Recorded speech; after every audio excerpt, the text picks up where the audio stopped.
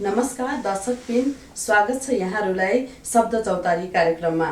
आज हामीले छन्द विशेष कार्यक्रम लिएर आएका छौँ र आजको यस कार्यक्रममा अतिथिका रूपमा छन्द कवि र नेपाल प्रज्ञा प्रतिष्ठानका प्राज्ञ देवी नेपाल हुनुहुन्छ। यहाँलाई हाम्रो यस कार्यक्रममा स्वागत छ। हजुर, धन्यवाद। यहाँ छन्द कवि 2058 सालमा श्रद्धाञ्जली खण्डकाव्य प्रकाशन गरेर यो क्षेत्रमा चाहिँ आउनुभयो र आज प्राज्ञको यस कुर्सीमा हुनुहुन्छ। यहाँले कस्तो अनुभव गर्नुभएको छ? अनुभव भन्दा पनि एउटा यात्रा। हजुर। स्वाभाविक रूपमा सुरु भएको यात्रा जिम्मेवारी बोध हुँदै हुँदै गएर निरन्तर साधना गरिरहँदा, निरन्तर लागिरहँदाखेरि एउटा उचाइसम्म पुग्न सकिँदो रहेछ भन्ने मलाई लाग्यो। 2057 हो श्रद्धाञ्जली पहिलोपटक कृतिगत रूपमा बाहिर आएको। त्यहाँदेखि यहाँसम्मको यो 2 दशकको यात्रामा नेपाली कविताको क्षेत्रमा त्योभन्दा अगाडि फुटकर रूपमा र एउटा अभियानको रूपमा, छन्द कविताको अभियानको रूपमा लागिरहे पनि कृतिगत रूपमा श्रद्धाञ्जलीदेखि नै यात्रा सुरु भयो र आजसम्म आइपुग्दाखेरि जति काम गरियो नेपाली कविताको, छन्द कविताको, समालोचनाको, बाल साहित्यको क्षेत्रमा जति काम गरियो त्यसबाट सन्तुष्टि नै प्राप्त भइरहेको छ। मैले सुरुमै भने आज हाम्रो कार्यक्रम छन्द विशेष हुन्छ र छन्द कवि हजुरसँग बस्न पाइयो हाम्रो लागि पनि यो गर्वको कुरा हो। सुरुमै एउटा हामी छन्द कविता सुनौ न। ठिकै छ। मैले अहिले पछिल्लो चरणमा हजुर यो लकडाउनको अवधिमा हजुर केही कृतिहरू तयार गरेँ। हजुर। त्यो मध्येको एउटा मलाई पनि आफूलाई गरे जस्तो लागेको र सन्तुष्टि प्राप्त भएको पौराणिक विषयलाई नयाँ दृष्टिकोणले हेर्ने काम मैले गरेँ। त्यो समुद्र मन्थन खण्डकाव्य नै अहिले पुरा भएको छ। निकट भविष्यमा नै यो प्रकाशनमा आउँछ। यसको लागि यहाँलाई हार्दिक बधाई दिन चाहन्छु म। समुद्र मन्थन खण्डकाव्यभित्रको मेरो दृष्टिकोण, समुद्र मन्थन के हो, मेरो दृष्टिकोणको केही अंश जुन निष्कर्ष खण्डमा छ त्यो म प्रस्तुत गर्छु। त्यो चाहिँ पञ्चचामर छन्दमा छ। अरू सम्पूर्ण खण्डकाव्यको बीचको भाग अनुष्टुपमा छ, अन्तिममा चाहिँ यो पञ्चचामरमा छ। समुद्र मन्थन।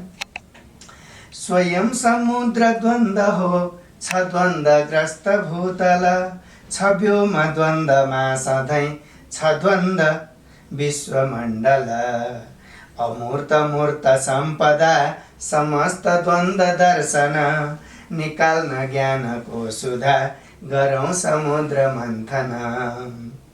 यही छ दैत्य कर्मले, यही छ शुद्ध देवता, यही छ कालकूट त्यो, यही छ ज्ञानको सुधा, यही छ मत्त बारुणी र कल्प वृक्षको धन, निकाल्न वैभवी सुधा गरौँ समुद्र मन्थन। विचार द्वन्द्वग्रस्त छन्, विवेक द्वन्द्वग्रस्त छन्, समस्त ज्ञानका जरा अनन्त द्वन्द्वग्रस्त छन्। छ द्वन्द्व दृष्टिमा भने खुलोस् नि तर्कलोचना, निकाल्न दृष्टि दोष त्यो गरौँ समुद्र मन्थन। पखाल्न दृष्टि दोष त्यो गरौँ समुद्र मन्थन। रहन्छ मान द्वन्द्वमा, रहन्छ ज्ञान द्वन्द्वमा, सबै विधान द्वन्द्वमा र संविधान द्वन्द्वमा।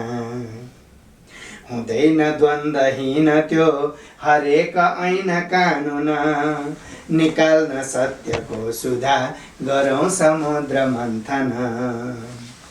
छ राजनीति द्वन्द्वमा गरौँ समुद्र मन्थन, छ अर्थनीति द्वन्द्वमा गरौँ समुद्र मन्थन, छ धर्मनीति द्वन्द्वमा गरौँ समुद्र मन्थन, छ कर्मनीति द्वन्द्वमा गरौँ समुद्र मन्थन। रहन्छ मान द्वन्द्वमा, रहन्छ ज्ञान द्वन्द्वमा, सबै विधान द्वन्द्वमा र संविधान द्वन्द्वमा। समस्त ध्यान हो सुधा गरौँ समुद्र मन्थन, अमूल्य ज्ञान हो सुधा गरौँ समुद्र मन्थन। अपूर्ण भोक हो सुधा गरौँ समुद्र मन्थन, र पूर्ण लोक हो सुधा गरौँ समुद्र मन्थन, र पूर्ण लोक हो सुधा गरौँ समुद्र मन्थन। धन्यवाद। असाध्यै राम्रो समसामयिक सापेक्षतासँग समुद्र मन्थनको एउटा अर्थ पनि यो कविताले पूर्ण गरेको जस्तो देखिन्छ। मैले हेरेको के हो भने भगवानले यसरी अवतार लिए भन्ने कुरा भन्दा पनि त्यो एउटा बिम्ब थियो, त्यो एउटा व्यञ्जनात्मक अर्थ थियो। हरेक विपरीत ध्रुवका यो दैत्य र दानवहरू पनि मिलेर विचारको मन्थन गर्न थाल्ने हो भने समाधान ननिस्किने समस्या कुनै पनि हुँदैन। त्यसैले अमृत प्राप्ति गर्नुपर्ने छ यदि भने जस्तो सुकै कालकुट आए पनि जे आए पनि सधैँ गन्तव्यसम्म पुग्नुपर्छ।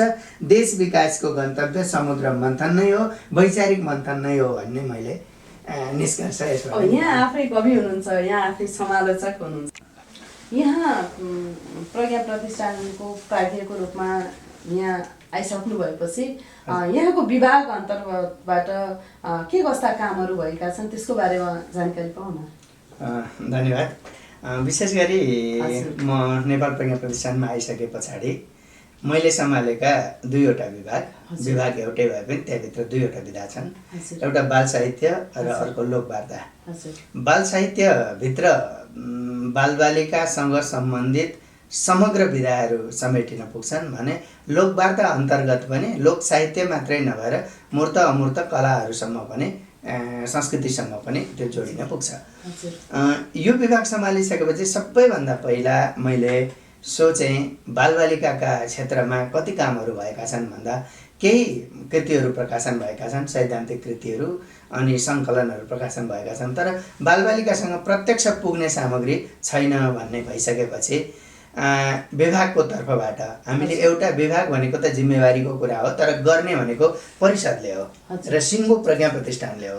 मैले बालबालिकाका लागि आवश्यक पत्रिकाको प्रस्ताव गरेँ परिषदमा, बाल प्रज्ञा।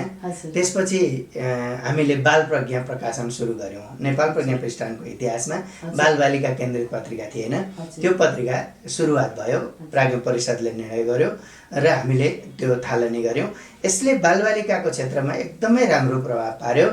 दुईटा अङ्क प्रकाशन भइसकेको छ भने तेस्रो अङ्कको काम अहिले भइरहेको छ। यो बालबालिकाका लागि एउटा महत्त्वपूर्ण कार्य। जस्तो यसैमा जोडेर मैले भने अब हजुर चाहिँ छन्द कवि मात्र नभएर एउटा बाल साहित्यको किताबको लेखनको हिसाबमा पनि छुट्टै एउटा आफ्नो पहिचान बनाउनु भएको छ र धेरै पाठ्यक्रममा चाहिँ यहाँका किताबहरू प्रकाशन पनि भइसकेका छन् र त्यो क्रममा पनि छ, पाठ्यपुस्तक लेखनको क्रममा पनि हुनुहुन्छ। यति बेला बाल प्रज्ञा पनि प्रज्ञा प्रतिष्ठानबाट प्रकाशन गर्ने यो पहिलो काम पनि यहाँबाट नै सुरुवात भयो। यहाँ बाल साहित्य र प्रौढ साहित्यलाई हेर्दाखेरि यो कसरी हेर्नुहुन्छ, यहाँले कसरी संयोजन मिलाउनुहुन्छ यो लेखन, यो कार्य सम्पादनलाई? प्रौढ साहित्य भन्दा बाल साहित्य अलिकति गम्भीर र संवेदनशील पाठ हो, किनभने बाल साहित्यमा दुईटा कुरा हुन्छन्। बालकले लेख्ने बाल साहित्य पनि बाल साहित्य हो भने प्रौढले लेख्ने बाल साहित्य पनि बाल साहित्य हो। प्रौढले लेख्ने बाल साहित्यमा उमेरमा ओर्लिएर, त्यो उमेरमा ओर्लिएर लेख्नुपर्ने हुन्छ। त्यसैले बाल प्रज्ञाले चाहिँ बालबालिकाले लेख्ने बाल साहित्य पनि र प्रौढले लेख्ने बाल साहित्य पनि दुईटैलाई स्थान दिएको छ। त्यसैले यो बालबालिकासम्म पुग्दा लोकप्रिय बन्नुको कारण यो बनेको छ। एउटा यो कार्य भयो भने अर्को कार्य यहाँबाट प्रज्ञा नेपाली बाल कथा प्रकाशन भयो। यसमा 101 जना कथाकारहरूका कथा छन् अनि प्रज्ञा नेपाली बाल गजल पनि प्रकाशन भयो। म आइसकेपछि यो विभाग सम्हालेपछि त्यसमा 107 जनाका गजलहरू समावेश भएका छन्। यो बालका क्षेत्रमा भएका कामहरू यी हुन् भने लोक साहित्य अर्को मेरो विभाग भनेको लोकवार्ता विभाग छ। त्यो लोकवार्ता विभाग अन्तर्गत रहेर गरिएका कामहरूमा सबैभन्दा पहिलो कुरा त मैले 7वटा प्रदेशबाट नेपाली लोककथाको सङ्कलन कार्य सम्पन्न गरिसकेको छु। अनि त्यसको सम्पादन कार्य अहिले हुँदैछ। अब यो 2 महिनाभित्रमा प्रकाशन पनि हुन्छ। त्यो नेपालभित्रका 7वटा प्रदेश अनि नेपाल बाहिर दार्जिलिङदेखि बर्मासम्मका पनि नेपाली लोकजीवनबाट कथाहरू सङ्कलन भएका छन्। यो एउटा ऐतिहासिक काम हुनेछ। अर्को लोक साहित्य सिद्धान्त भन्ने किताब अहिले प्रेसमा गइसकेको छ। त्यो चाहिँ अब 1 हप्ताभित्रमा आउँछ। त्यो 604 पृष्ठको छ, जहाँ लोक साहित्यसँग सम्बन्धित चाहिँ सबै विधाहरू त्यसमा जस्तो मैले जिज्ञासा राखि नै हालेँ, सायद पाठकको श्रोताहरूलाई पनि यो जिज्ञासा लाग्यो होला। यो लोक साहित्य चाहिँ थाहा थियो हामीलाई, यो लोक साहित्य सिद्धान्त भने चाहिँ कस्तो हुन्छ, के हो, यो बारेमा अलिकति प्रश्न पार्दिनुहोस्। लोक साहित्य जस्तै एउटा कसैले गीत गाउँछ, लोकगीत गाउँछ। हजुर, लोकगीत गाउँछ भने त्यो एउटा लोकगीत एउटा सिर्जना हो, लोक साहित्यको एउटा पाठ हो। लोक कथा भन्छ कसैले, उखान टुक्का भन्छ कसैले, यी लोक साहित्यका विधाहरू हुन्। तर त्यसको संरचनात्मक सैद्धान्तिक पाटो के हो भन्ने कुरा चाहिँ लोक साहित्य सिद्धान्त हो, हैन। जस्तै अघि त यहाँले भन्नुभयो नि, छन्द भन्नुभयो। मैले एउटा कविता सुनाएँ अघि, त्यो पञ्चचामर छन्दमा थियो। त्यो कविता चाहिँ मेरो सिर्जना हो, तर त्यो पञ्चचामर छन्द चाहिँ सिद्धान्त हो। त्यसैले लोक कथा कस्तो हुन्छ, लोक गाथा कस्तो हुन्छ, लोक नाटक के हो, यी कुराको चाहिँ सैद्धान्तिक पाटोलाई हेर्ने पक्ष चाहिँ लोक साहित्य सिद्धान्त। अब यो कुरा गर्दा गर्दै एउटा कुरा चाहिँ मलाई असाध्यै उठ्यो मनमा। कुनै पनि स्रष्टा चाहिँ स्वतन्त्र हुन्छ, उसको सृजना जहिले पनि स्वतन्त्र हुन्छ र कुनै पनि परिधिभित्र त्यो बाँधिनु हुँदैन भन्ने पनि त्यो छ पनि र हो पनि। यहाँ हेर्दाखेरि त सबै स्रष्टाले एउटा परिधिभित्र पसिएर बाँधिएर चाहिँ सिर्जना गर्नुपर्छ भन्ने खालको परिवेशको सिर्जना भएको जस्तो देखिन्छ नि त यो सिद्धान्तले त। यो यस्तो हो, सिद्धान्त पहिला बनाएर सिर्जना गर्ने होइन, सिर्जना भएको वस्तुलाई सिद्धान्तमा ल्याउने हो। सिद्धान्त पहिला सिर्जना भइसक्छ। हामीले भाषा पहिला बोलेर पछि व्याकरण बनेको हो नि त। मैले बोलेको वाक्य मिलेन यदि भने मिलेन भन्ने ठाउँ त चाहियो नि त, यो कारण मिलेन है भन्ने त चाहियो नि। तर यसको मतलब बोली नै समाप्त हुने त होइन। त्यसैले पहिला लोक साहित्य थियो हाम्रो लोक जीवनमा। त्यो लोक साहित्यलाई सैद्धान्तिक दृष्टिले कसरी हेर्न सकिन्छ भनेर सिद्धान्त एउटा फर्म्याट तयार गरियो, निर्माण भयो। सिद्धान्त निर्माण एउटा फर्म्याट भित्र बसेर अब तपाईले लेख्नुस् भनेर निर्देशन जारी गरेको निर्देशन होइन, त्यो निर्देशन होइन। आएका सामग्रीहरू कुन कुन सिद्धान्तभित्र छन् भनेर हेर्ने काम सिद्धान्तले गर्छ। अनि पछि सिर्जना हुँदा, जस्तै अघि मैले मेरै कविताको उदाहरण दिएँ। मैले पञ्चचामर छन्दमा कविता लेखेँ। पञ्चचामर छन्दमा कविता लेख्दाखेरि पञ्चचामर छन्दको सिद्धान्त आचार्य पिङ्गलले बनाइसकेका थिए, होइन, बनिसकेको थियो सिद्धान्त। त्यसमा रहेर मैले कविता लेखेँ, यो मेरो सिर्जना भयो। तर यो मिलेन भनेर जाँच्ने केले भन्दा त्यही सिद्धान्तले जाँच्ने हो।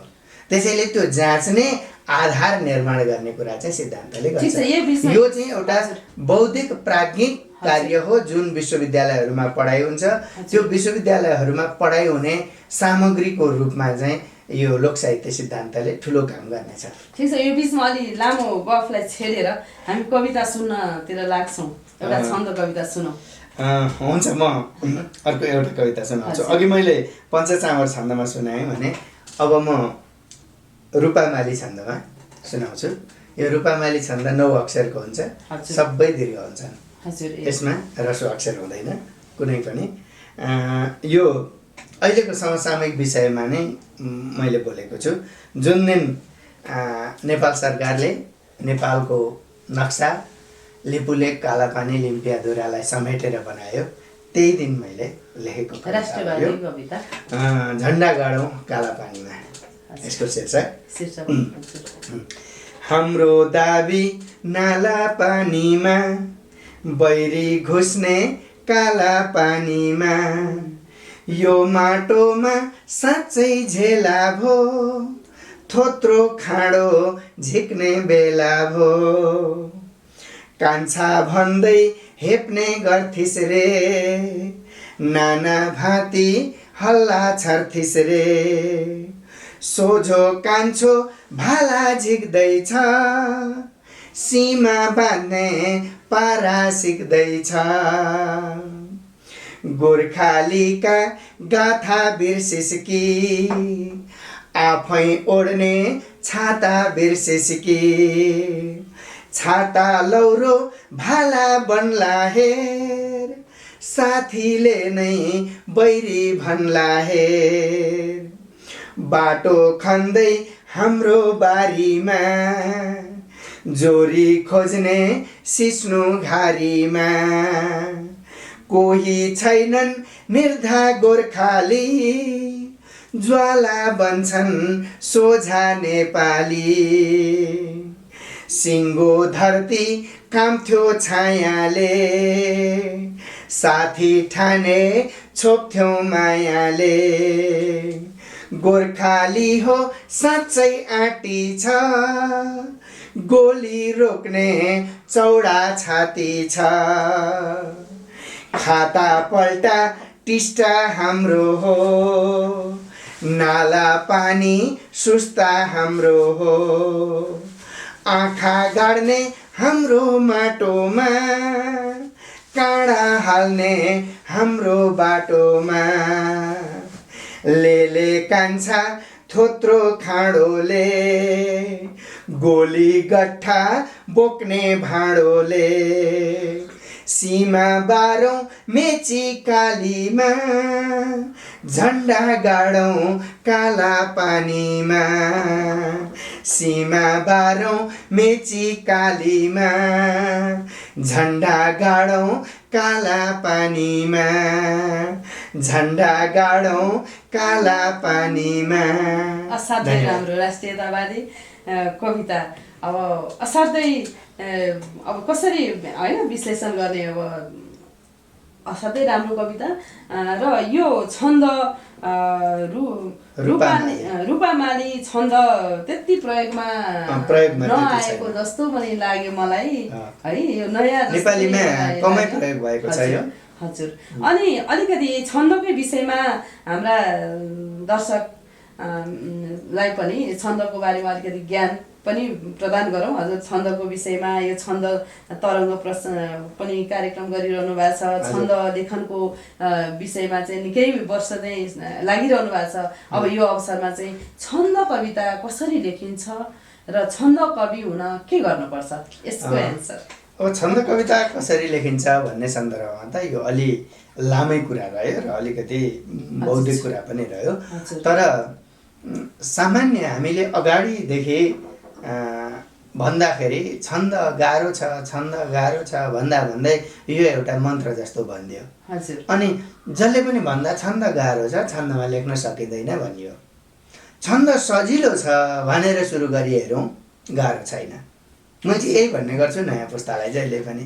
किनभने हामीले नै जानेको कुरा यिनै कदेखि ज्ञसम्मका वर्णहरू, अदेखि असम्मका वर्णहरूबाट बनेका शब्दहरूलाई खालि हामीले ह्रस्व दीर्घको नियमभित्र हालिदिने हो, गण निर्धारणभित्र हालिदिने हो, त्यसलाई अनुभूतिसँग लगेर जोडिदिने हो। यही कारणले, यही तपाईँले गर्ने प्रश्नकै कारणले आजभन्दा 20 वर्ष अगाडि मलाई हरेक ठाउँमा जाँदाखेरि कविता छन्दमा सुनाउने बित्तिकै बाहिर निस्किँदा कसरी लेख्नुपर्छ भन्ने प्रश्नले नै छन्द पराग जन्माएको हो। मैले 2062 सालमा छन्द पराग बाहिर ल्याउनुको कारण नै यी तपाईँले गरेको प्रश्न जस्तै पाठक श्रोताहरूबाट हुने प्रश्नले गर्दा जन्मिएको हो। सबभन्दा पहिलो कुरो त हामीले अरू कविता लेख्दा, मुक्त छन्दको कविता लेख्दाखेरि वर्णविन्यासको ज्ञान त्यति धेरै नभए पनि प्रुफ हेर्नेले मिलाइदिन्छ भन्दाखेरि पनि हुन्छ। तर छन्दमा कविता लेख्नका लागि प्रुफ हेर्नेले मिलाइदिन्छ भन्दा हुँदैन। भाषाको ज्ञान चाहिँ हुनैपर्छ। कम्तीमा ह्रस्व दीर्घको नियम चाहिँ जान्नै पर्छ। त्यो जानिसकेपछि गण निर्धारण यमता राजा भानुशालाको आधारमा 8 वटा गण निर्धारण चाहिँ गर्न जान्नुपर्छ। अनि तिनै गणलाई खेलाउने हो हामीले। यगणै यगण 4 वटा राखेर लेख्ने बित्तिकै भुजङ्ग प्रयाग छन्द भइहाल्छ। सगणै सगण 4 वटा राखेर लेख्ने बित्तिकै तोटक छन्द भइहाल्छ। रगडै रगड 4वटा राखेर लेख्ने बित्तिकै श्रगमिणी छन्द भइहाल्छ। तिनीलाई मिसाउँदै जाँदा अनेकौँ छन्दहरू बन्ने हुन्। यो पछिल्लो समय छन्द कविता लेख्नेहरूको माहौल तयार भएको छ। अझ नारी स्रष्टाहरूमा त यो छन्दको त लहरै आएको मैले महसुस गरेको छु। यो अवस्था सिर्जना हुनेमा चाहिँ केही यहाँको पनि ठुलो योगदान रहेको देखिन्छ। तथापि पनि यसलाई प्रज्ञा प्रतिष्ठानले कसरी हेरेको छ त भन्ने प्रश्न चाहिँ मैले यहाँलाई नै सोधेँ। अब यस्तो छ, अहिलेको लहर एकदम अहिलेको लहर आउनुमा धेरै क्षेत्रको भूमिका रह्यो। आजभन्दा 2 दशक अगाडि, अझ 2.5 दशक अगाडि भनौँ, 50 को दशकभन्दा अगाडि हामीले नै भोगेको, मैले नै पनि भोगेको हो। म पढाउन स्कुलमा जाँदाखेरि मैले छन्दमा कविता वाचन गर्दा विद्यार्थीले मलाई नै स्वाहा भनिदिएको हो, मैले नै भोगेको हो त्यो। अनि 2 दशक अगाडि, 2.5 दशक अगाडि छन्दमा कविता लेख्नेहरूलाई छन्दे भन्ने, गिज्याउने यस्तो चलन थियो। तर आज त्यो छैन। आज नयाँ पुस्ता पनि पुरानो पुस्ता पनि सबै छन्दमा गएको छ। चाहे त्यो पुरुष होस्, चाहे त्यो नारी स्रष्टा होस्। यसले नारी स्रष्टाको लहरको कुरा गर्नुभयो। सबै अहिले बरु गद्यमा लेखिएको कविता छन्दको लयमा वाचन गर्न चाहन्छ। अहिले 2.5 दशक अगाडि छन्दमा लेखिएको कविता गएर गद्यमा वाचन गर्थ्यो। आज गद्यमा लेखिएको कविता कुनै छन्दमा वाचन गर्न चाहन्छ। यो प्रभाव हो। अब यसलाई यहाँले प्रज्ञा प्रतिष्ठानसँग जोडेर भन्नुभयो। प्रज्ञा प्रतिष्ठानले प्रज्ञा आधुनिक नेपाली छन्द कविता भन्ने कृति नै निकालेको छ। त्यो कृतिमा नै मलाई लाग्छ 96 जना छन्द कविहरू, अहिले समकालीन पछिल्लो चरणका समकालीन कविहरू त्यहाँभित्र समेटिएका छन्। मलाई ठ्याक्कै प्लस गरिहालेँ मैले यसमा, किनभने हजुर जतिको व्यक्तित्व यहाँ बस्नु भएको छ, छन्दको विषयमा यति होइन अब योगदान दिएर बस्नु भएको छ। तथापि पनि एकाडेमीबाट हुने हरेक वर्षको राष्ट्रिय कविता महोत्सवमा छन्दले जित्दैन किन? अनि त्यो त यस्तो हो, त्यो नियोजित रूपमा छन्दले जित्नुपर्छ भन्नु पनि ठिक होइन, र नियोजित रूपमा गद्यले जित्नुपर्छ भन्नु पनि ठिक होइन। राष्ट्रिय कविता महोत्सवमा कवित्वको मूल्याङ्कन गरिने हो। छन्दको कुरा गरिरहेछौँ, त्यही त मैले भने छन्द हामी परिष्कृत नभएर हो कि छन्द राम्रो हुन नसकेर चाहिँ त्यो कवित्वको रूपमा पनि आउन नसकेर, राम्रो हुन सकेर नसकेर भन्दा पनि हजुर आएका कविताहरू मध्येमा सर्वोत्कृष्ट छान्ने हो। प्रतियोगिता भनेको त त्यही त हो नि। प्रतियोगिता भनेको भेला भएका कविताहरू मध्येमा उत्कृष्ट छान्ने हो। भेला भएका कविताहरू मध्येमा उत्कृष्ट छन्द छ भने छन्द पनि पर्छ, मुक्त छन्दको छ भने मुक्त छन्दको पनि पर्छ। तर छन्द नै पर्नुपर्छ भनेर मुक्त छन्दको राम्रो कवितालाई हटाउने कुरो पनि भएन। छन्द पर्नै हुँदैन भनेर अनि पर्नै पर्छ भनेर जस्तो त्यस्तो छन्द कवितालाई ल्याउनु पनि हुँदैन। फेरि मेरो अभियान भनेको त, हामीले सुरु गरेको अभियान भनेको त केवल छन्द मात्रै कविता हो, गद्य कविता होइन भनेर सुरु गरेको होइन नि त। हामीले त के हो भने छन्दमा कविता लेख्ने भनेर गण मिलाउने र अनि लयमा वाचन गर्ने, त्यहाँ समाज छैन, जीवन छैन, युगबोध छैन। अनि गद्यमा कविता लेख्ने भनेर एउटा अनुच्छेदलाई भाँचकुच पारेर पेजभरि छर्ने अनि स्याहाँ स्याहाँ गर्दै वाचन गर्ने, यो कुराको चाहिँ विरुद्धमा छन्दमा लेखे पनि कवित्व आउनुपर्छ, गद्यमा लेखे पनि कवित्व आउनुपर्छ। कवित्व चेत छन्दमा बाह्य सङ्गीत हुन्छ, भित्री कवित्वको शक्ति हुन्छ। गद्य कवितामा आन्तरिक सङ्गीत चेतना सँगै अगाडि बढेको कवित्व हुन्छ। यो कुराको स्थापनाका लागि पो हामीले अभियान चलाएको हो। त्यसले गर्दा म कुनै पनि कुरामा, यहाँले भन्नुभयो नि छन्दको कवि प्रज्ञा प्रतिष्ठानमा आइसकेपछि चाहिँ छन्दलाई मात्रै पुरस्कृत गर्दै जाने, गद्य कवि प्रज्ञा प्रतिष्ठानमा आयो भने गद्यलाई लिएर जाने हो भने त झन् राम्रो भइहाल्यो नि। पुरस्कृतको होइन, पुरा परिवार त उत्कृष्टताको कुरालाई मैले जोड्न खोजेको मात्र। त्यो कार्यका लागि देवी नेपाल सर यहाँ आइसकेपछि चाहिँ कम्तीमा छन्द समृद्ध भएछ है भन्ने आवाज त होस् न भन्ने प्रश्न हो। त्यो आवाज भइरहेको छ। त्यो आवाज किन भइरहेछ भने मैले भने यहाँबाट हुने हरेक कार्यक्रमहरू, अहिले पछिल्लो चरणमा हुने हरेक कार्यक्रमहरूमा हामीले छन्द कवि र मुक्त छन्दका कवि सबैलाई समान महत्त्वका साथ अगाडि ल्याइरहेका छौँ। अनि प्रकाशनको दृष्टिकोणले पनि तिनै कामहरू गरिरहेका छौँ। अहिले जस्तै गजलको काम भयो, बाल गजलको काम मैले गरेँ मेरो विभागबाट, काव्य विभागबाट अरू प्रौढ गजलकारहरूको काम भयो। त्यहाँ बहरबद्ध गजल पनि छन् अनि मुक्त जो स्वतन्त्र लयका गजलहरू पनि छन्। समान महत्त्व कवित्वलाई चाहिँ हामी पहिलो प्राथमिकतामा राखेर अगाडि बढिरहेका छौँ। त्यसैले हामी एउटा अतिवाद थियो यो समाजमा भने अर्को अतिवाद थप्ने काम चाहिँ हामी गर्दैनौँ। ठिक छ, यसमा अलिकति के जोड्न अब अन्तिमतिर नै आइसकेका छौँ हामी कार्यक्रमको। भानुभक्तको रामायण लाई स्मरण नगरी यो कार्यक्रमलाई अन्त्य गर्न मन लागेन।